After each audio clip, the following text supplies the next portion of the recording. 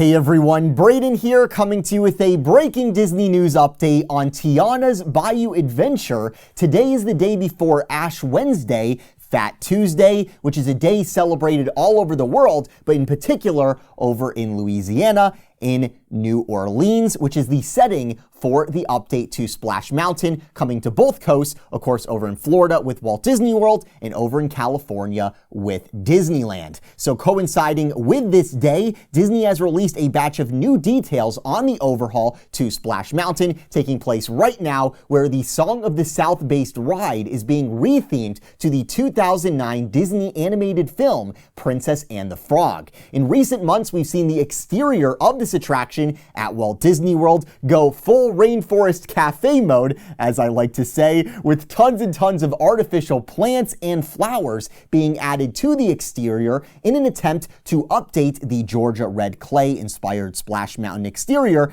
into something better reflective of the Louisiana Bayou. As for how this mountain exists in the Bayou of all places, Imagineering says it's a salt dome, an above ground one. Quite interesting there. Getting into the brand new details that we got today, first, there's new signage on the construction walls outside the attraction at Walt Disney World, confirming that Tiana's Bayou Adventure will open in Orlando this summer, summer 2024. Disneyland has yet to get an official opening season. We're likely talking fall or late 2024, as the team doing both of these, they started on the Walt Disney World version, and more of them are moving over to doing the Disneyland's one as more parts of the project at the Magic Kingdom are completed, and that team heads over to Disneyland to do the same sort of installations and the same sort of work, as both of these updates are so similar. The reason that Magic Kingdom Splash Mountain got the attention first is because Magic Kingdom has more pressing capacity issues right now, which is why this update has been relatively quick.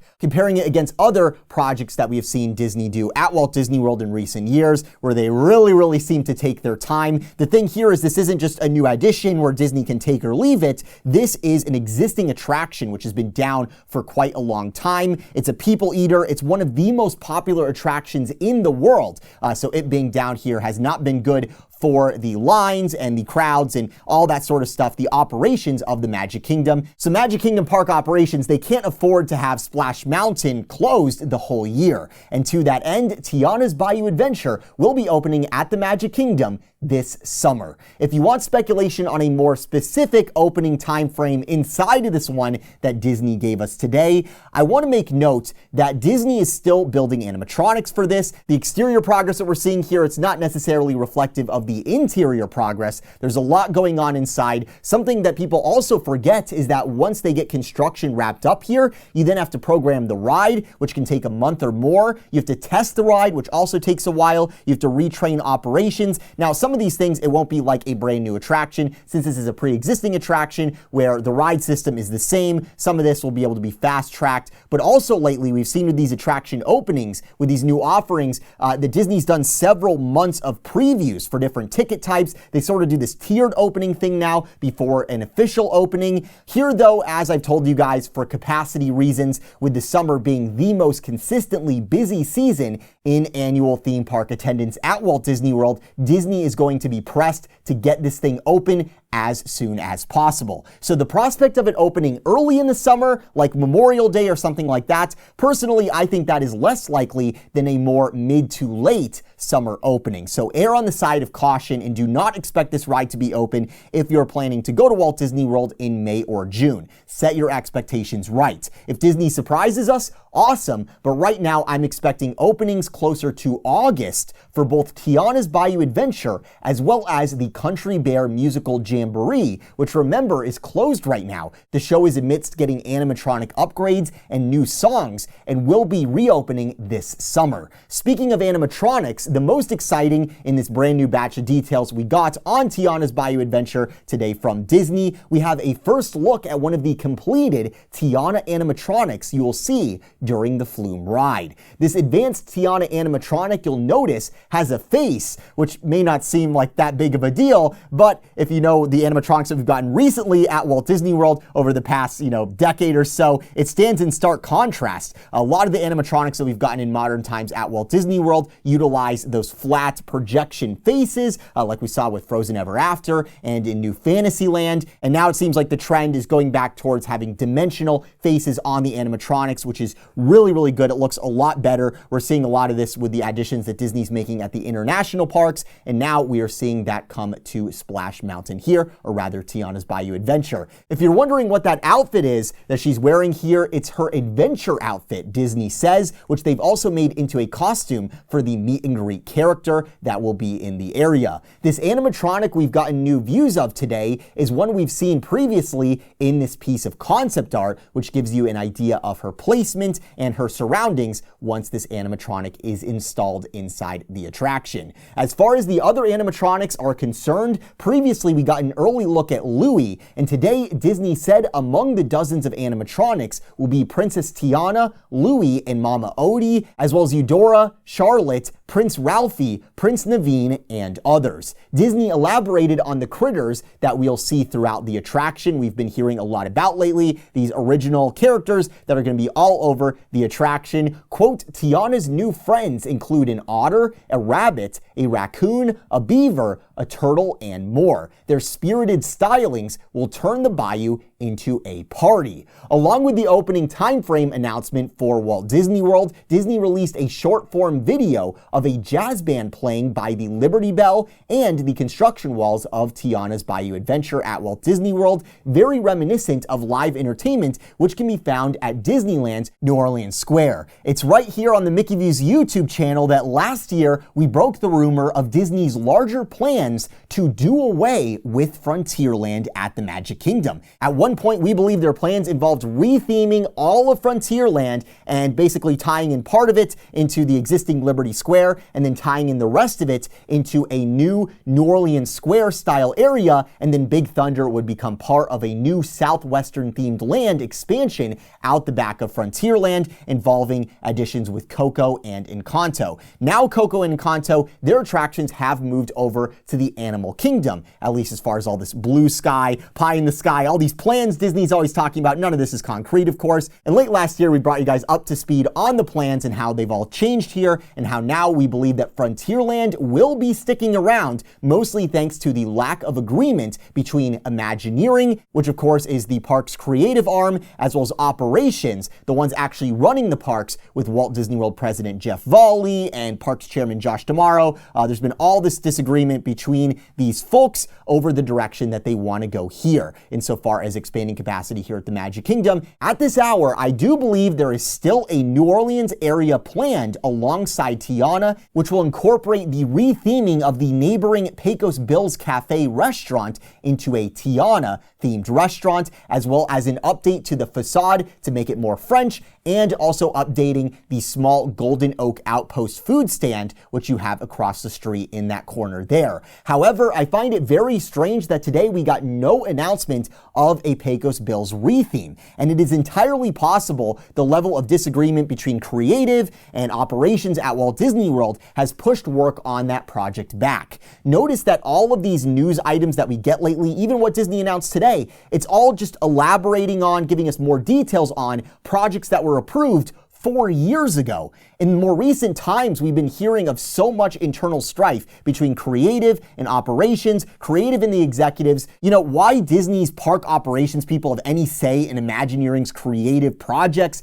and their project proposals, it's ridiculous. If you want to know who is stopping us from getting anything of substance, from a restaurant update all the way to new rides, new lands, things like this, it's Walt Disney World's president, Jeff Volley, who has the authority to swat down any proposal. And that is because when Chapek was parks chairman back in the day, he did an entire reorg of the decision-making structure at the parks, where essentially the idea is that each resort is its own company, and the people in charge of that, they get to decide what happens at each of their parks, at the resort overall, and basically Imagineering serves as kind of this outside creative consulting firm, where essentially their client is Walt Disney World. So if Walt Disney World leaders don't want to do something, that's where it stops. And I think that that's a pretty ridiculous decision-making structure. And back when Iger brought back in Imagineering Chief Creative Bruce Vaughn. I thought that that would be a line where if Imagineering has cool ideas, if he has cool ideas, he has a line straight to Iger, and then Iger from the top can say, hey, this is what we're doing. Sorry, park operations, this is what we're doing. But as of yet, that has not been the case. It seems like nobody can agree on anything. There's too many referees and not enough creative authority, which has resulted in this situation where Iger says on earning calls, hey, we want to invest money. And of course, there's the whole debate on is he being genuine and all of that. But assuming that he is,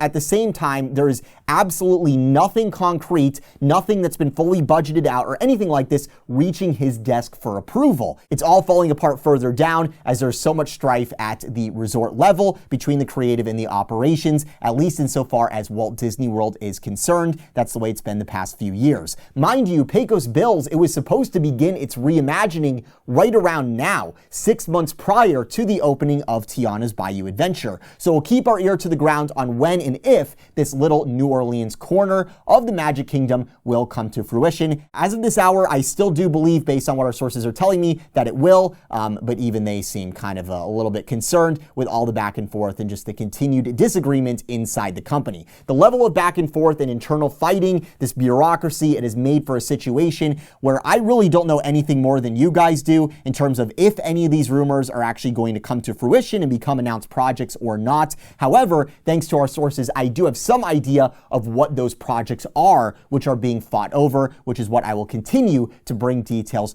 to you guys of here on the channel in the coming months as more and more things I keep hearing about, which sound pretty exciting, and then they say, actually, never mind, this probably isn't going to happen. I'm like, what? Are you kidding me?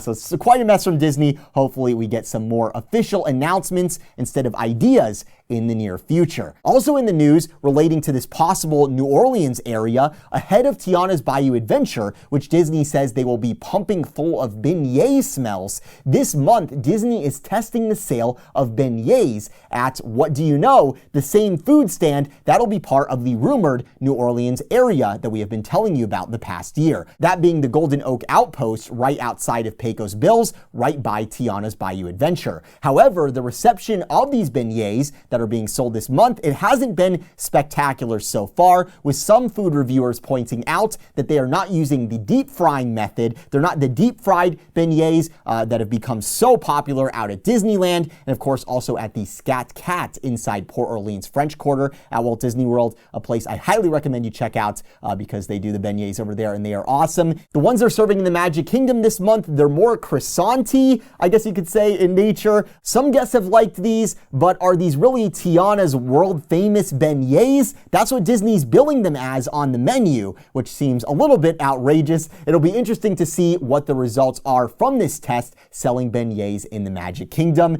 Heading back over to the attraction to see the latest progress in some new photos from Blog Mickey. Thanks to the recently reopened restrooms back at the Splash Mountain exit, you can get quite close to the former Splash Mountain barn again, which has now been repainted. It's also going to be the entrance to the covered portion of the queue for Tiana's Bayou Adventure. This area has been criticized for its strange combination of French-inspired pathways and pavers, which look really, really good, contrasted with a barely tweaked Southern Georgia barn, which Disney slapped some paint on and then also put up this very modern-looking mural. Neither the architecture nor the mural that has been painted on that entrance barn really have anything to do with the 1920s New Orleans theme, which is supposed to be the setting for Princess and the Frog, as well as this attraction. But as can be seen from the Frontierland train station looking towards the covered portion of the queue, Disney is making lots of changes to those inside areas right now. But that slightly retooled barn is definitely a good example of the budget that they are working with this attraction.